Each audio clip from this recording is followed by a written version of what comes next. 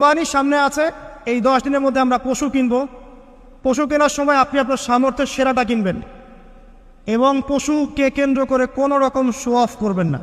আমার তো 1,60,000, আমার তো 1,80,000, কত ভাই এত গলায় লটকিয়ে দেওয়া, এইসব কাজ করতে যাবেন, ঠিক আছে? কিন্তু পশুকে আপনি মহব্বত করবেন, পশুকে নিজ হাতে খাওয়াবেন, পানি পান করাবেন, যাতে তার প্রতি আপনার মহব্বত সৃষ্টি হয়।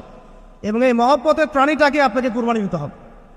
মনে রাখবেন, যিনি কুরবানি দিচ্ছেন তিনি যেন একজন ইব্রাহিম আলাইহিস সালাম, আর যাকে কুরবানি দেয়া হচ্ছে সে যেন একটা ইসমাইল আলাইহিস সালাম। সবচেয়ে প্রিয় বস্তুটাকে কুরবানি করতে হবে। এই জন্যে আপনি আপনার সামর্থ্যের সেরাটা কিনবেন। এখানে অনেক মাসআলা আছে, আমি মাসআলাগুলো দিতে যাচ্ছি না। অনেক বড় বড় আলেম ওলামা আছেন, তাদের শরণাপন্ন হয়ে আপনারা এগুলোর মাসআলা নিয়ে নেবেন, ঠিক আছে? তবে আমি একটা বিষয় বলবো, খালি কুরবানিকে কেন্দ্র করে কোনো রকম রিয়া, অহংকার, লোক দেখানো কাজ করতে যান এবং পরিবেশ দূষণ হয় এমন কোনো কাজ করতে যান।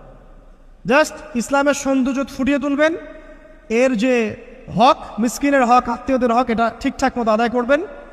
এখানকার গোশত, রক্ত, মাংস কোনো কিছু আল্লাহর কাছে যাবে না, শুধুমাত্র আমার বিশুদ্ধ ইখলাসটাই আল্লাহর কাছে যাবে। অতএব এটা মনে রেখে কুরবানি করা উচিত। আল্লাহ পাক তৌফিক ইনায়াত করুন, আমিন। ইনশাআল্লাহ কুরবানির গভীর শিক্ষা সম্পর্কে আগামী জুমায় কথা হবে।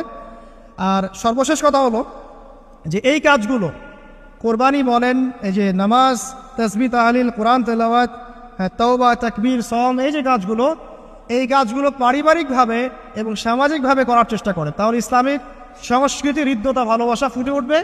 ইসলামের সৌন্দর্য অমুসলিমদের কাছে পরিস্ফুটিত হবে। ইনশাআল্লাহ দেখবেন এই সৌন্দর্য দেখে তারা ইসলামের পথে ফিরে আসবে ইনশাআল্লাহ। এবং আল্লাহ রাব্বুল আলামিন এই সুযোগটা কাজে লাগিয়ে আমরা যেন আমাদের বিগত গুনাহগুলো মাফ করিয়ে নিতে পারি, বেশি বেশি নেক আমল করতে পারি, এই 10টা দিন কাজে লাগাতে পারি। আল্লাহ পাক আমাদের সবাইকে সে তৌফিক ইনায়াত করুন, আমিন। এই 10 দিন কি করব আমরা? এগুলোর পাশাপাশি বেশি বেশি তাকবীর দিবেন। তাকবীর মানে আল্লাহু আকবার, আল্লাহু আকবার, লা ইলাহা ইল্লাল্লাহ, আল্লাহু আকবার, আল্লাহু আকবার, ওয়ালিল্লাহিল হামদ।